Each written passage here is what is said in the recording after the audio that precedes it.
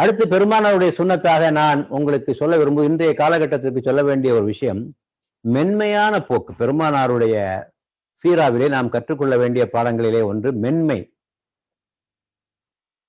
அவருடைய பேச்சிலும் மென்மை, செயலிலும் மென்மை. அவர்கள் சொன்னார்கள், மென்மையே நன்மை தரும், மென்மையே நன்மை தரும். மென்மை ஒரு செயலை அழகுபடுத்துகிறது, கடுமை ஒரு செயலை கோரப்படுத்துகிறது என்று சொன்னார். ஆக எதையுமே மென்மையாக செய்யறதுக்கு நம்ம பழகிக்கொள்ள வேண்டும். ஒரு கிராமப்புறவாசி பள்ளிவாசலுக்கு வருகிறார், சிறுநீர் அடித்து விட்டார். எல்லாரும் சஹாபாக்கள்லாம் அவர் மீது தாக்குவதற்கு புறப்பட்டார். உடுக்க அவர் வேலையை முடிக்கிட்டு, ஏன்னா சிறுநீர்களுமே இடையில் நிறுத்தப்படாது, அவர் வேலையை முடிக்கிட்டார். முடித்த பிறகு அவரை கூப்பிட்டு, இது தொழில் இடம் தம்பி, குரான் ஓதுற இடம், இங்க இப்படி செய்யலாமா என்று சொல்லி அனுப்பினார். இன்னைக்கு நம்மள யாராவது செய்வோமா, விடுவோமா? பள்ளிவாசல ஒருத்த வந்து மூத்திரம் பெஞ்சான்னா அவன் என்ன கதிக்கு ஆளாவான், கொஞ்சம் யோசிச்சு பாருங்க. மென்மை, எதிலுமே மென்மை கடைபிடிக்கப்பட வேண்டும். அபூபக்கர் சித்திக் ரலியல்லாஹு அன்ஹு அவர்களை ஒருவன் ஏளனமாக பேசுகிறான். அபூபக்கர் அவர்கள் மௌனமாக இருக்கிறார்கள். பெருமானாரும் அருகிலே உட்கார்ந்து புன்னகைத்துக் கொண்டே இருக்கிறார்கள். ஆனால் ரொம்ப நேரம் அபூபக்கர் சித்திக் அவர்களால் மென்மையாக இருக்க முடியல, பொறுத்துக்கிட்டு திரும்பி பேச ஆரம்பிச்சிட்டாங்க. பெருமானார் அந்த இடத்தை விட்டு போய்விட்டார். அபூபக்கர் சித்திக் அவர்களுக்கு வருத்தம் ஏற்பட்டது. பெருமானிடத்திலே சென்று, என்ன இப்படி போய்விட்டீர்கள்? ஆம், நீர் முதல்ல மௌனமா இருந்தீங்கல்ல, அப்போ மலக்கு அங்கே இருந்தார். மலக்கு இருந்து அவர் பதில் சொல்லி கொண்டிருந்தார். என்றைக்கு நீர் கோபப்பட ஆரம்பித்தீரோ, மலக்கு அங்கே போய்விட்டார், ஷைத்தான் அங்கே வந்து விட்டான். ஷைத்தான் இருக்கும் இடத்தில் எனக்கு என்ன வேலை என்று நான் போய்விட்டேன் என்று சொன்னார். ஆக மென்மை கடைபிடிக்க வேண்டும். பெருமானார் வீட்டிலே ஒருவன் தங்கினான், இரவில் மலம் கழித்து விட்டான். காலையில சொல்லிக் கொள்ளாம புறப்பட்டான். ஆனால் உடைவாளை விட்டு விட்டு சென்று விட்டான். அதை எடுப்பதற்காக திரும்பி வருகிறார். பெருமானார் சுத்தப்படுத்தி கொண்டிருப்பதை பார்த்து மனம் நெகிழ்ந்து போய் இஸ்லாத்தை ஏற்றுக்கொண்டார்.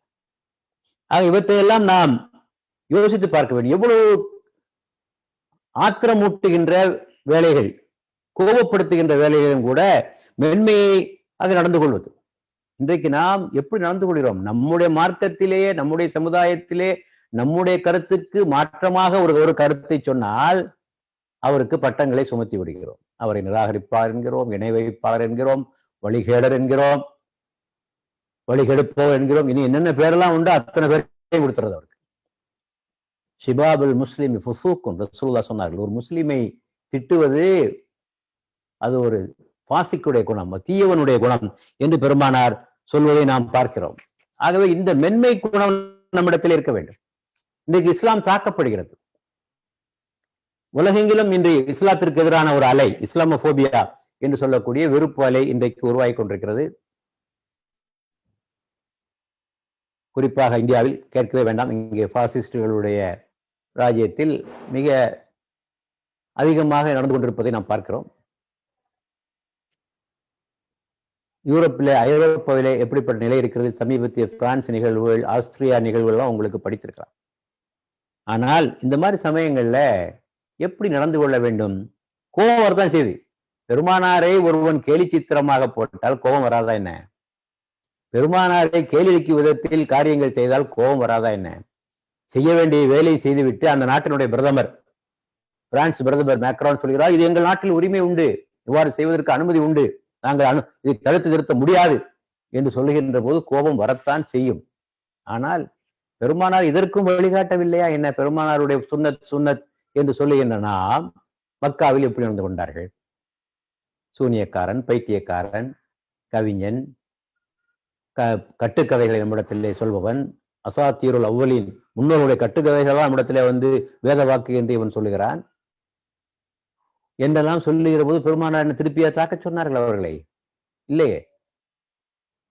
கொடுமைகளை தாக்க முடியாத போது அபிசீனியாவுக்கு போங்கள், அங்கே பாதுகாப்பாக போய் இருந்து கொள்ளுங்கள் என்று சொன்னார்கள். திருப்பி தாக்கி இருந்தால் என்னவாயிருக்கும்? அந்த சமுதாயம் அழிந்து போயிருக்கும். இஸ்லாம் அதோடு மூட்டை கட்டி வைக்கப்பட்டிருக்கும். சரி, மதீனாவில் ஆட்சியாளராக இருந்தார்களே, அங்கே அவர்களுக்கு அதிகாரம் இருந்தது, நினைத்தால் தாக்கி இருக்கலாமே, அங்கேயும் ஒண்ணும் செய்யலையே. காப் பின் அஷ்ரப் என்பவன் கவிதை பாடினான், ஒசை கவிதைகள் பாடினான். பெருமானார் என்ன செய்தார்? அவன் மீது நடவடிக்கை எடுத்தார்கள். கவிதை பாடியதற்காக அல்ல, நன்றாக புரிந்து கொள்ள வேண்டும். கவிதை பாடியதற்காக அல்ல, தேச துரோகத்திற்காக. அவன் ஒரு யூத கோத்திரத்தை சேர்ந்தவன். அந்த கோத்திரத்திற்கும் பெருமானாருக்கும் இடையே சமாதான உடன்படிக்கை இருக்கிறது. அதை மீறி அவன் மக்காவிற்கு சென்று குறைஷிகளை தூண்டிவிட்டு போது ஒடுக்கும்படியாக தூண்டினான். பெருமானாரை கொலை செய்யவும் திட்டமிட்டான். அதற்காக தண்டனை. வசை கவிதைகள் பாடப்படும்போது பெருமானார் என்ன செய்தார் தெரியுமா? தனது அணியிலே இருந்த கவிஞர்கள் அவர்களை அழைத்து கவிதைக்கு கவிதையால் பதில் சொல்லுங்கள் என்றுதான் பெருமானார் சொன்னார். இஸ்லாத்தில் மத நிந்தனை சட்டம் என்று ஒன்று கிடையாது. பிளாஸ்பமி ஆக்ட் என்று ஒன்று கிடையாது. இஸ்லாத்தை தாக்குபவர்களை கொல்ல வேண்டும் என்று சொல்லுகின்ற சட்டம் ஷரியத்தில் எங்கேயுமே இல்லை. அதெல்லாம் பிற்காலத்தில் உருவாக்கப்பட்ட சட்டங்கள். வரலாற்றினுடைய மத்திய காலத்தில் மிடிவல் பீரியட் என்று சொல்லுகிறோமே, அப்போது உருவாக்கப்பட்ட சட்டங்கள். அதை வைத்துக்கொண்டு ஒரு இஸ்லாத்தை தாக்கியதற்காக என்னவெல்லாம் சில நாடுகள் நடந்து கொண்டிருக்கின்றன. இஸ்லாத்தை பின்பற்ற மாட்டார்கள். அந்த ஆட்சியிலே இஸ்லாமிய ஷரியத்து ஆட்சி சட்டத்திலே இருக்காது. ஆனால் பெருமானாரை தாக்கினால் மட்டும் அவன் மீது நடவடிக்கை வேண்டும், கொல்ல வேண்டும் என்று சட்டம் வைத்திருக்கிறார்கள். என்ன முரண்பாடு இது? ஆக இவற்றையெல்லாம் யோசிக்க வேண்டும். இங்கும் நாம் மென்மையைத்தான் கடைபிடிக்க வேண்டும். இஸ்லாம் சொல்லுகின்ற கருத்து அதுதான். சபுர் தக்வா, பொறுமையாக இருங்கள், தக்வாவோடு நடந்து கொள்ளுங்கள். வல தஸ்மவுன்ன மினல்லதீன ஊத்துல் கிதாப மின் கப்லிக்கும் வமின் அல்லதீன அஷ்ரகு அதன் கதீரா வயின் தஸ்பிரு வதத்தகு ஃபஇன்ன ذلك மின் அஸ்மில் உமூர்.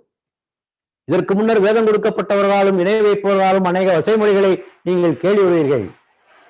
அப்போது நீங்கள் வயின் தஸ்பிரு வதத்தகு, நீங்கள் சபுர் தக்வாவோடு நடந்து கொள்ள வேண்டும் என்றுதான் நமக்கு சொல்கிறது. கொடுங்கோலன் ஃபிரௌனிடத்திலே பிரச்சாரம் செய்வதற்காக மூசா நபி அனுப்புகிறபோது அல்லாஹ் என்ன சொல்கிறான்? கூலாலஹு கௌலன் லையினன், நீங்கள் இருவரும் அவரிடத்திலே மென்மையாக பேசுங்கள். ஃபிரௌனை விட ஒரு கொடியவன் உலகத்திலே உண்டா?